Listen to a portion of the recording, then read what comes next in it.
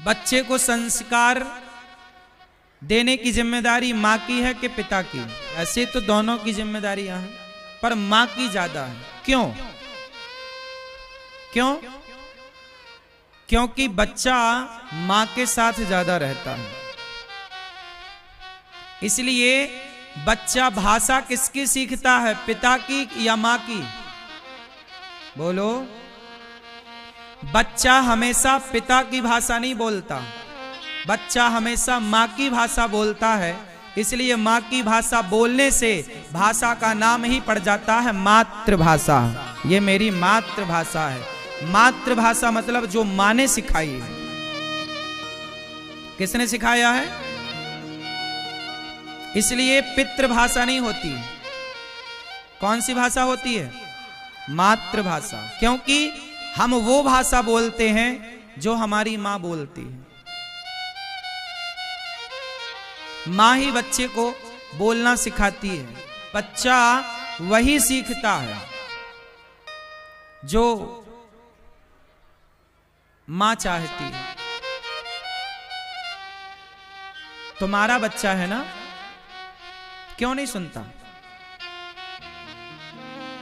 बच्चा नहीं सुनता, इसमें बच्चे की गलती है या माँ की? परवरिश कैसे करना चाहिए वो मैं आपको समझा रहा हूं, सिखा रहा हूं, सीख लो, है ना? ये जान लो। वो भी हटा दो। जितना हम समझा रहे हैं उतना भी समझ गए तो आपका भला होगा। ठीक है? चाणक्य लिखते हैं कि माता शत्रु पिता वैरी, ये न बालो न पाठिता, न शोभते सभा मध्य हंस मध्य वको यथा। माता कौन है? माता शत्रु। वह माता शत्रु है, वह पिता दुश्मन है बच्चे का।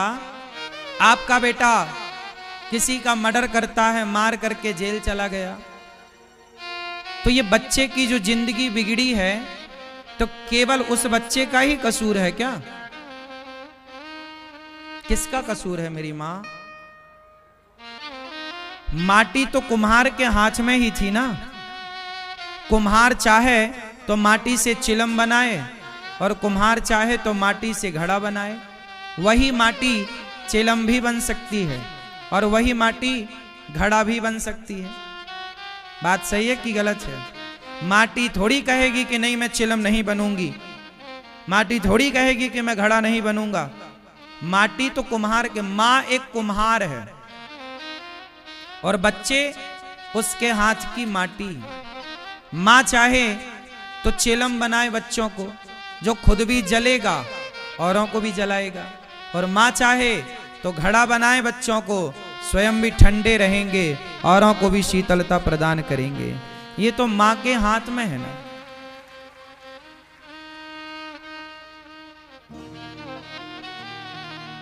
बचपन से अपने बच्चों को अपने कंट्रोल में रखो। बचपन से बच्चे कंट्रोल में कैसे रहते हैं? प्यार से, प्रेम से। माँ बहुत प्रेम करती है ना बच्चों से, इसलिए बच्चा किसी और की गोद में नहीं जाता, माँ की गोद में जाके चुप होता है। तो बच्चे ने तो समर्पण किया था, बच्चे की कहाँ गलती है? वो तो तुम्हारी गोद में ही भागता था। जब वो बड़ा हुआ, जब वो 5 साल का हुआ, जब वो 10 साल का हुआ, तब आपने थोड़ा ध्यान कम दिया। आपने अपनी गोद देना बंद कर दिया, आपने अपने साथ बच्चे को सुलाना बंद कर दिया, आपने अपने बच्चे को समय देना बंद कर दिया, आप अपने बच्चे के संग खेलना आपने बंद कर दिया।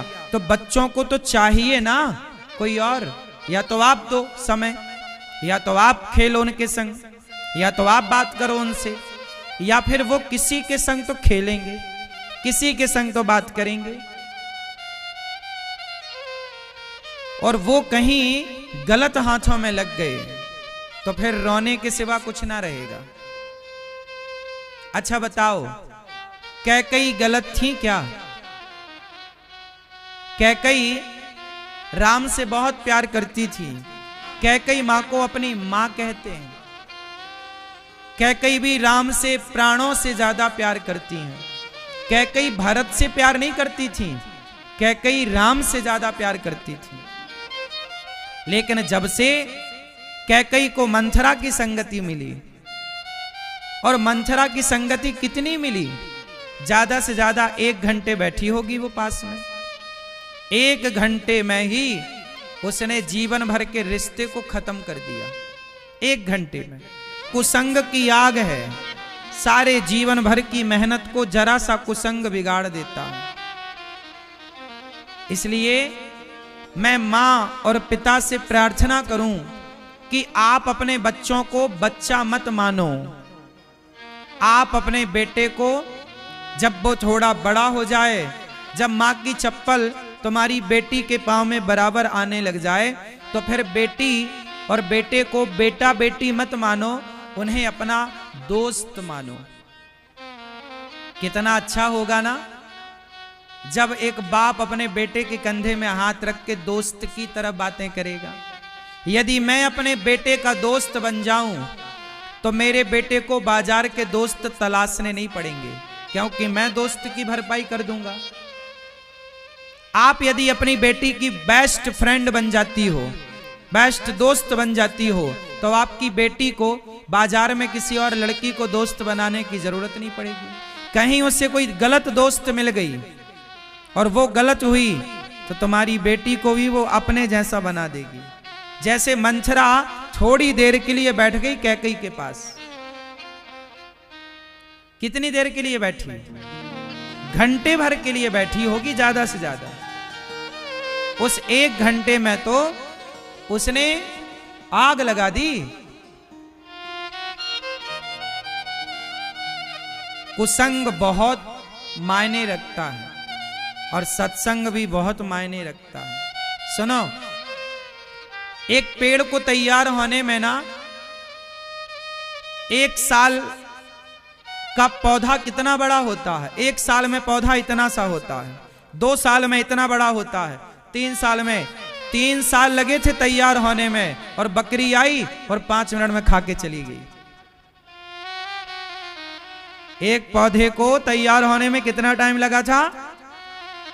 2 साल, 3 साल, 4 साल, और बकरी आती है और पूरा खा के चली जाती है। बच्चों को संस्कार देना ही नहीं पड़ता। संस्कार आपने तो दिए, लेकिन जैसे डॉक्टर कहता है कि दवाई खाओ पर परहेज करना पड़ेगा। क्या करना पड़ेगा?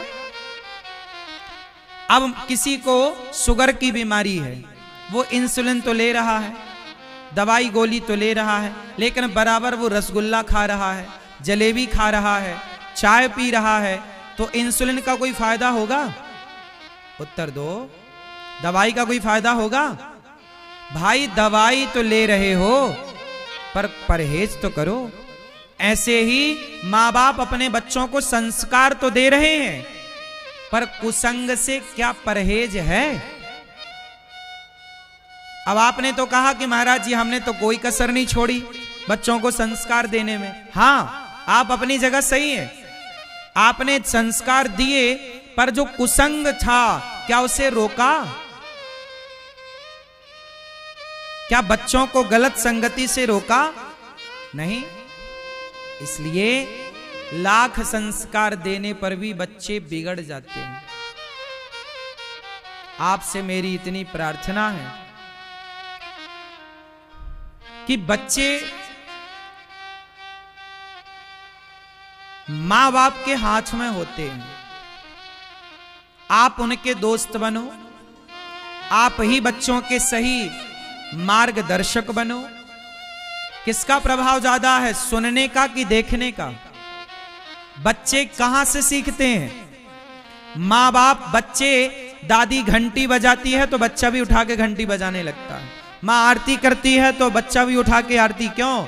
देखा ना, पढ़ा नहीं उसने, सुना नहीं, देखा। जैसा देखा वैसा उसने किया।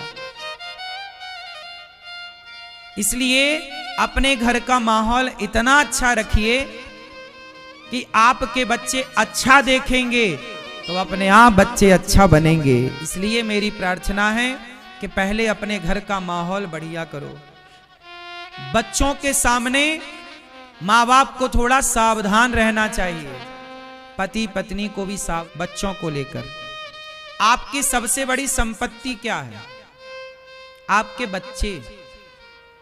माँ बाप सारी दौलत बेच देते हैं बच्चों के लिए। यदि बीमार पड़ जाए ना तो दौलत बेच देते, भैया डॉक्टर साहब बचाओ, बस पैसे तो फिर आ जाएंगे। और आप लोग इतने लापरवाह हैं कि आप लोग अपने बच्चों पर बिल्कुल ध्यान नहीं देते। मोबाइल पकड़ा दिया है, अब उस मोबाइल पे वो क्या देख रहे हैं, कौन देखता है?